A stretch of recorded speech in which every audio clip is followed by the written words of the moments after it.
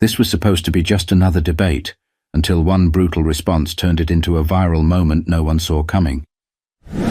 The camera goes live. The studio is buzzing, not with noise but with a quiet intensity, the kind that comes when everyone knows something big is about to happen. The set is sleek, modern, with a backdrop of moving graphics, the network's logo glowing in the corner. Bright stage lights beam down onto the two men seated across from each other. One, the host, leans forward slightly, gripping his pen like it's a weapon. The other, cool and collected, leans back with the ease of a man who has nothing to prove. This isn't just another episode of the Daniel Carter Show. It's a showdown. Ladies and gentlemen, welcome back, Daniel begins, flashing the camera his signature smug smile.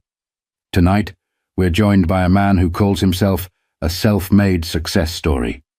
Businessman, investor, and former corporate executive, Elijah Gaines. The applause is polite but mixed. Some members of the audience are here to support Elijah. Others, not so much. Elijah doesn't flinch. Dressed in a tailored navy blue suit, he radiates confidence. Not the kind that's loud and flashy, but the kind that comes from years of proving people wrong. Daniel barely waits before jumping in.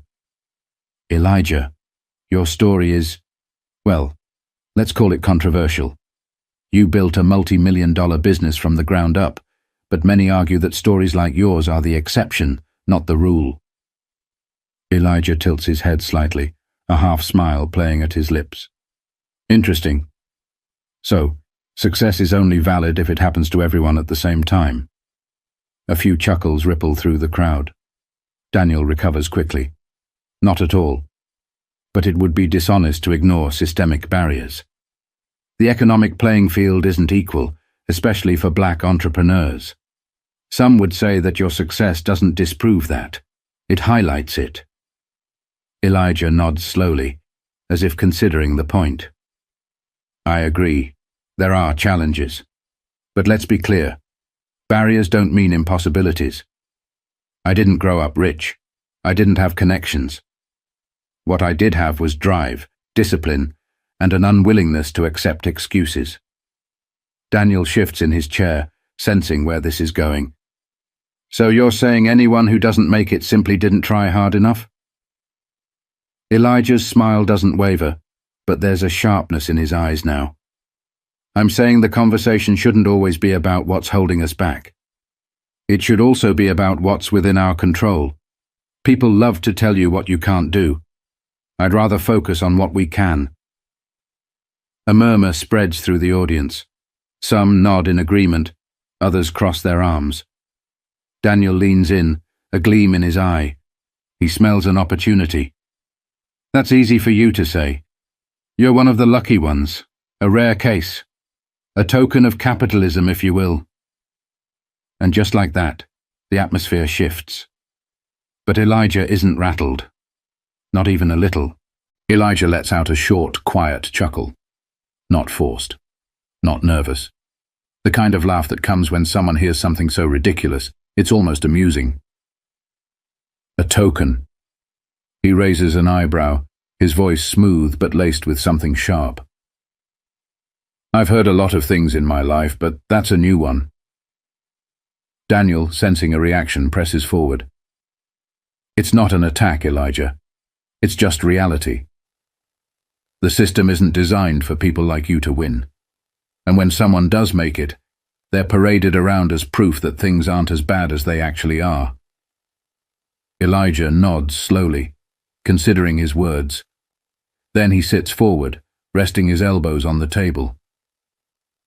You know what's funny?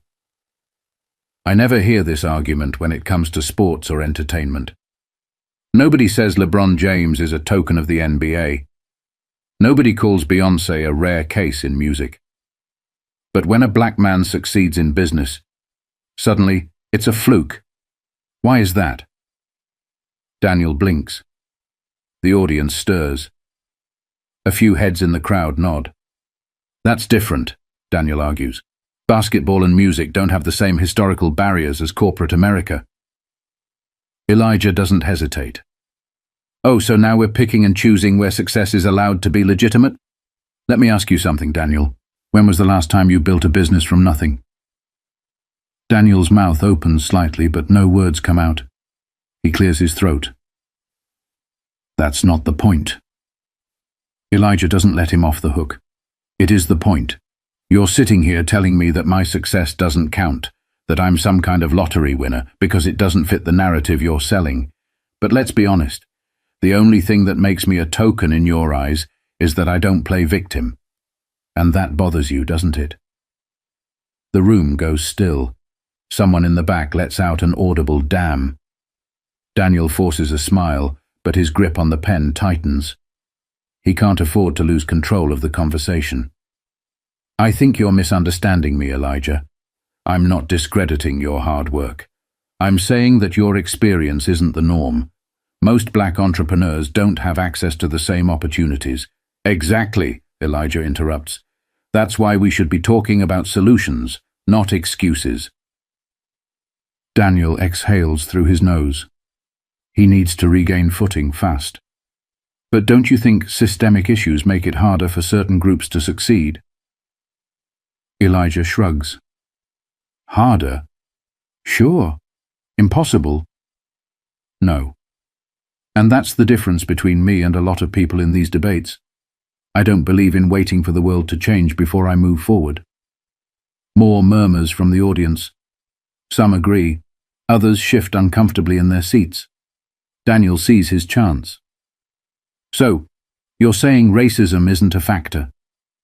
The question is a trap, a loaded gun disguised as curiosity.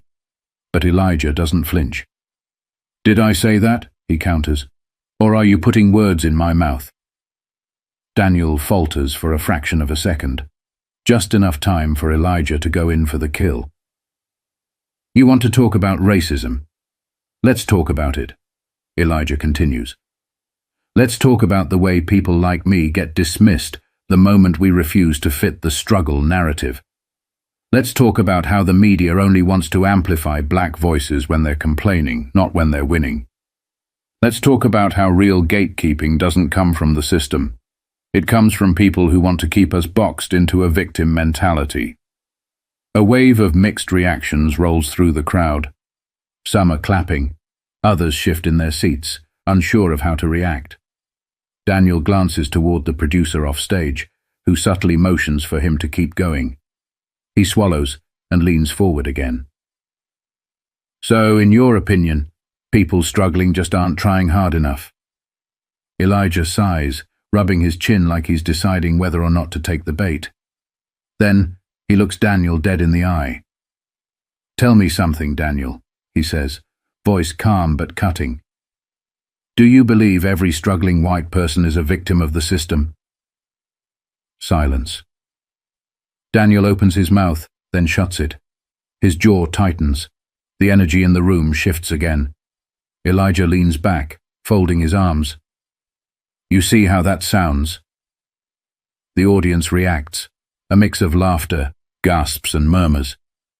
Daniel blinks, his mask of confidence slipping for the first time. He wasn't expecting that. But Elijah isn't done yet. Not even close. Daniel forces a chuckle, trying to mask the slight shift in his posture. He's uncomfortable now. Not just because Elijah flipped the script on him, but because the audience felt it. He's losing control, and he knows it. Well, Daniel starts, tapping his pen against the desk. That's not exactly the same thing. Elijah raises an eyebrow. It's not? Daniel exhales sharply, reaching for any foothold he can find.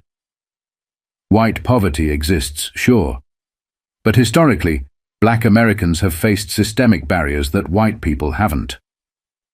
No argument there, Elijah says. But tell me, do those barriers mean success is off limits? Daniel hesitates. Because that's what you're implying, Elijah continues. That black success is so rare, so unnatural, that when it happens, it must be some kind of accident. That's not analysis, Daniel. That's an excuse. The audience murmurs again. Some are whispering to each other.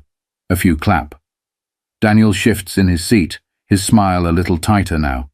He tries to laugh it off. "Come on, Elijah. You're twisting my words." Elijah smirks. "No, I'm just playing them back for you." Daniel's jaw tightens again. He leans forward, trying to regain control. "Let's get serious. You're an exception to the rule, and deep down you know that." Elijah tilts his head slightly, studying him. "You keep saying that, and I keep wondering, what exactly is this rule you keep talking about?" Daniel hesitates again. It's a half-second pause, but it's deadly in a debate like this. Elijah doesn't let him breathe. "Is it the rule that says black people can't build wealth? The rule that says we're supposed to struggle forever? The rule that says we should reject ambition and ownership because the system is unfair?" Daniel stammers, but Elijah keeps going. His voice doesn't rise. It doesn't need to. His words are sharp enough. Because that sounds less like reality and more like a story people want to believe. The audience stirs. Daniel's face twitches slightly, like he's holding back frustration. He straightens his shoulders. "You're ignoring history." Elijah lets out a breath through his nose, a mix of amusement and disbelief. "I'm living history." Another ripple through the crowd. The shift in energy is unmistakable now. Daniel's fingers drum against the table. He needs to turn this around. "Okay, then let's talk about today. Studies show that black business owners face higher loan rejection rates, less access to generational wealth, and fewer investment opportunities. Are you saying none of that matters?" Elijah nods slowly, as if giving Daniel credit for finally bringing up something concrete. "It matters.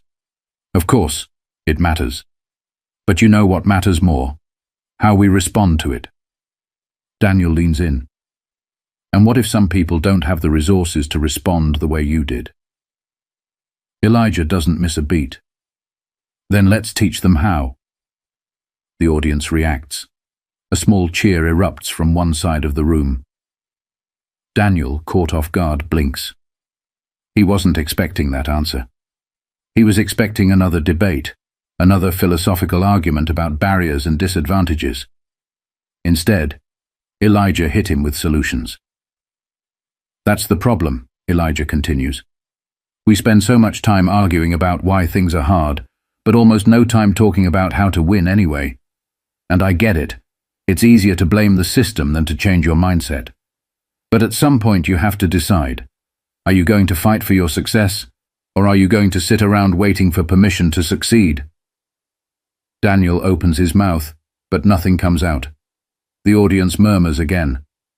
Elijah spreads his hands. "Listen, I don't expect everyone to agree with me. But ask yourself this.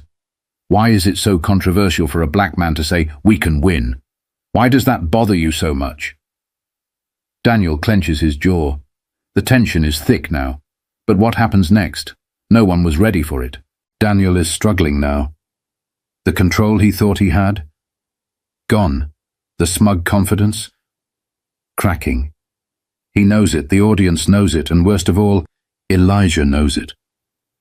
But he's not done yet. He can't afford to be. Daniel sits up straighter, forcing a smile. "Look, Elijah, I'm not trying to discredit your success. I'm just saying, not everyone has the same opportunities you did." Elijah nods. "Agreed. But what does that have to do with whether or not they try?" Daniel exhales sharply. "You're making it sound so simple."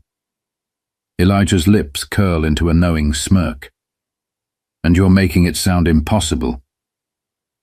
The audience reacts again. More people are clapping now. Daniel hears it. He feels it. This was supposed to be easy.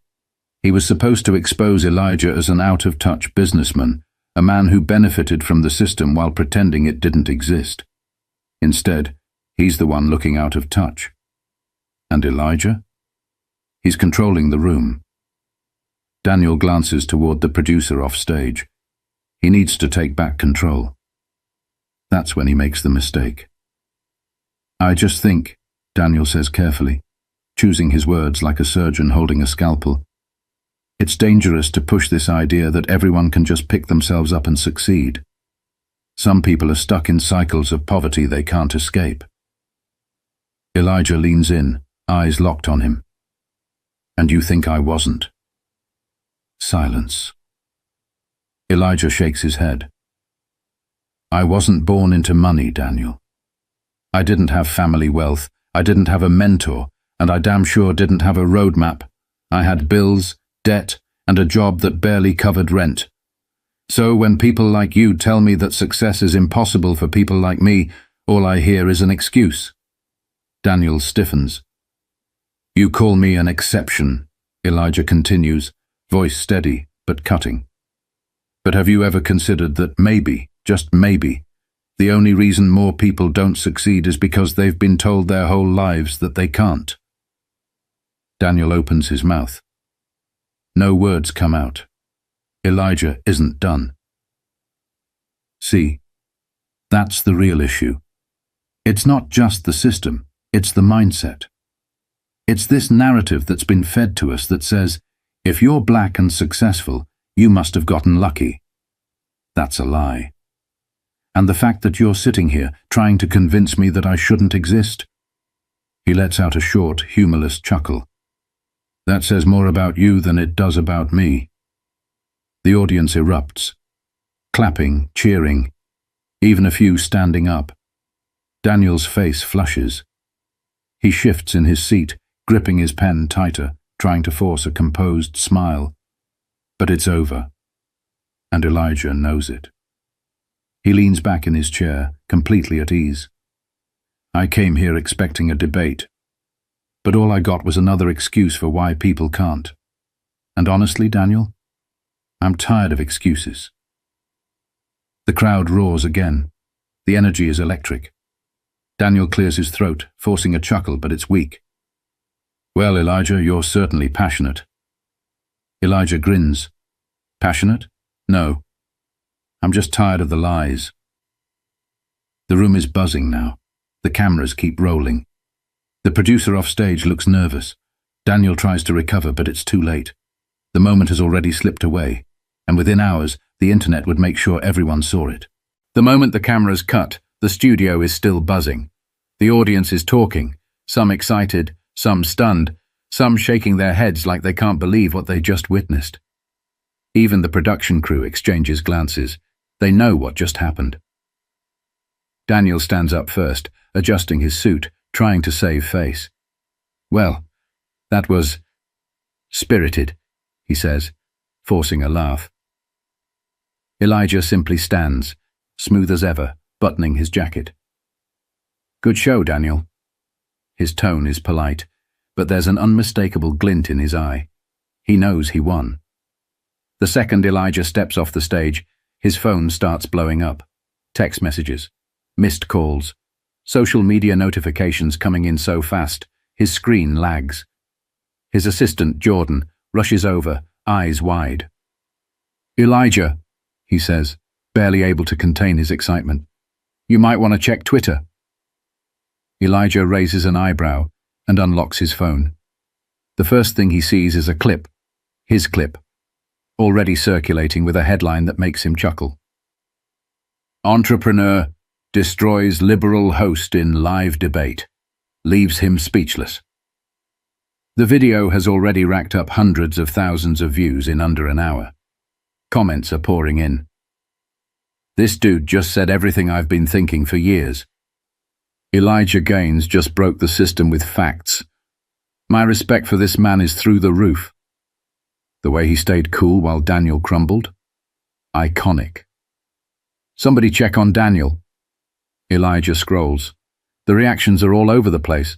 Some are celebrating him. Others, not so much. Just another rich guy telling poor people to work harder. This is dangerous rhetoric. He's dismissing real struggles. Not him acting like systemic racism just doesn't exist. He exhales, shaking his head. Here we go, he mutters. Jordan grins. Bro, you broke the internet. The clip is on every major page. Even Fox News and CNN are running it. Elijah isn't surprised. This was bigger than just a talk show moment. It was a statement. One that hit a nerve. That's when his phone rings. Unknown caller. He almost ignores it, but something tells him to pick up. Elijah Gaines, he answers. The voice on the other end is smooth, professional. Mr. Gaines, my name is David Langston. I represent a private investment firm. We'd love to discuss opportunities to work together. Your message is exactly what we believe in. Elijah raises an eyebrow. That didn't take long. Appreciate the call, David, he says. Let's set something up. He hangs up and pockets his phone, glancing back at Jordan. Big things coming, Elijah says with a small smile. Jordan laughs. Man, big things are already here. But outside the studio, Daniel Carter is not laughing. Back in his office, he stares at his phone, scrolling through his notifications. It's a nightmare. Clips of him floundering are everywhere. His name is trending, for the wrong reasons. Daniel Carter gets cooked on his own show. Watch a talk show host get absolutely humiliated in real time. He clenches his jaw. This wasn't supposed to happen. He was supposed to control the narrative. He was supposed to be the smart one. But Elijah flipped the script. Daniel exhales, rubbing his temples. And deep down, he knows. This moment will follow him forever. Days pass, but the internet doesn't move on. The clip keeps circulating. Commentators, influencers, and analysts all weigh in. Some praise Elijah for speaking hard truths. Others criticize him for being out of touch. But regardless of where they stand, one thing is clear. Everyone is talking about it. Elijah, however, doesn't get caught up in the noise. He's too busy, too focused. The debate didn't change his mission. It only amplified it. One evening he sits in his office, scrolling through his inbox. Message after message from young entrepreneurs, small business owners, and people who saw themselves in his story. Your words made me realize I've been making excuses. I needed to hear that. I'm done waiting. I'm starting my business this year. I used to think success wasn't possible for me. Now I'm rethinking everything. Elijah leans back, exhaling. This is why he does what he does.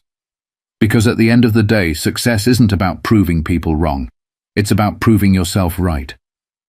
Meanwhile, Daniel Carter's show releases a carefully worded statement. Damage control. He avoids mentioning Elijah by name, but everyone knows. His credibility took a hit, and no PR spin can erase what happened. But here's the thing.